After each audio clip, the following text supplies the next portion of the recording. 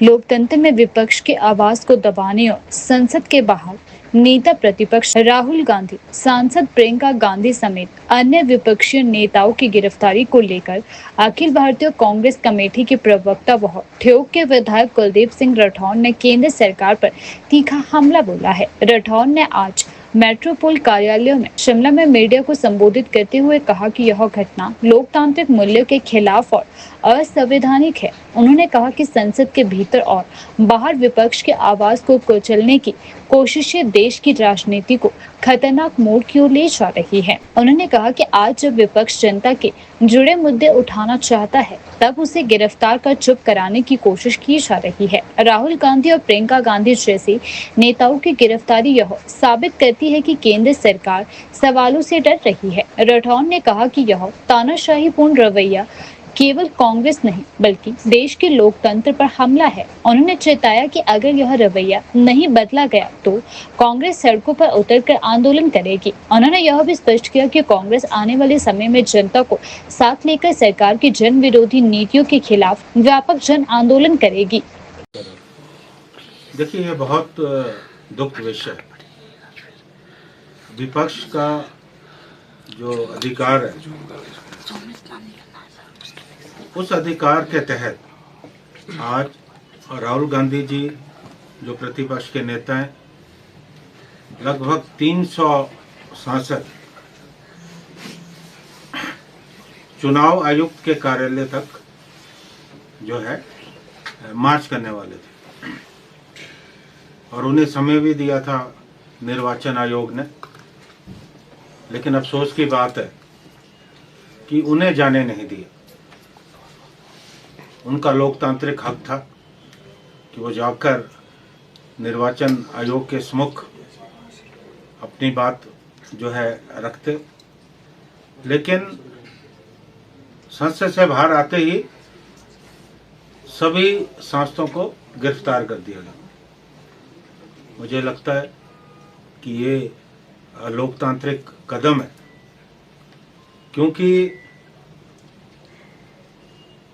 विपक्ष का दायित्व है कि वो जहाँ भी गलत हो रहा है उसे उजागर करें। और ये तो इतना बड़ा मामला देश के लोकतंत्र से जुड़ा मामला है कि जिस तरह से उजागर हुआ, आज पूरे देश में हड़कंप जो है मचा है। और मुझे हैरानी इस बात की है कि जब गिरफ्तारी हुई राहुल गांधी जी की, प्रियंका गांधी जी की और भी जो सांसद है उनकी जो है गिरफ्तारी हुई, उसके बाद भारतीय जनता पार्टी के तमाम नेता और मंत्री जो है वो बिल्कुल मीडिया के सम्मुख आ गए और तरह तरह की बातें कहने लगे।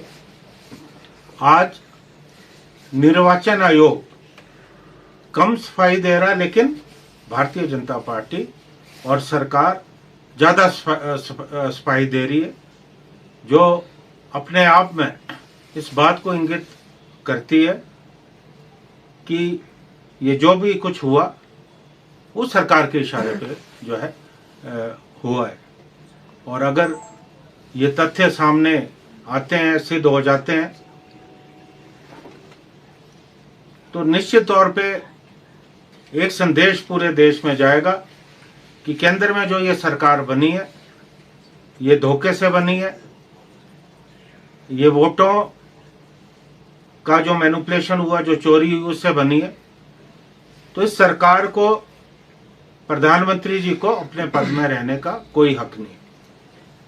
इसी अंदेशे को समझकर आज भारतीय जनता पार्टी और सरकार परेशान है और विपक्ष की आवाज को दबाने का प्रयास हो रहा है। और मुझे लगता है कि जिस तरह से आज विपक्ष को डराया जा रहा है, धमकाया जा रहा है, आज जो गिरफ्तारी हुई वो हमारी लोकतांत्रिक परंपराओं के अनुकूल नहीं है।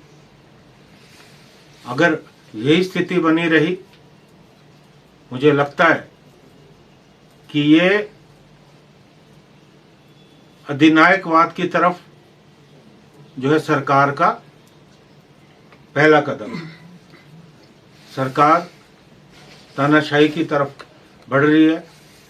और आज का जो ये कार्रवाई हुई, जिसमें विपक्ष के तमाम नेताओं को चुनाव आयोग से मिलने नहीं दिया गया, ऐसा लगता है कि देश में अघोषित आपातकाल है। It is like undeclared emergency. जितनी भी संवैधानिक संस्थाएं, उन पे दबाव बनाया जा रहा है।